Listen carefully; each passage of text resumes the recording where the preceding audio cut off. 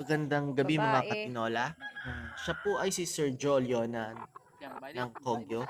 Sinadya po niya mismo ang ating farm para bumili ng ating Black Ocelops.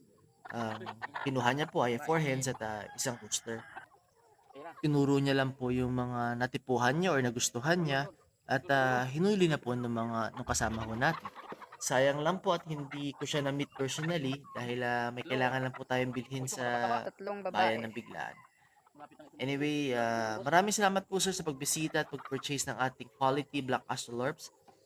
Maparami pa po sana ninyo ito. At o nga po pala, shoutout sa ating videographer, no? Na si Michelle. Kung may tanong kayo or interesado kayo sa ating mga chickens, huwag po kayo mahiya magtanong. Mag-message lang po kayo dito sa ating page, Manuka ni Dante. Huwag po kayo mahiya magtanong. Ulitin ko po, huwag po kayo mahiya magtanong. Mag-message lang po kayo. Libre lang po yan. Libre lang po ang magtanong. Dito lang po yan sa Manukan ni Dante. Maraming salamat po.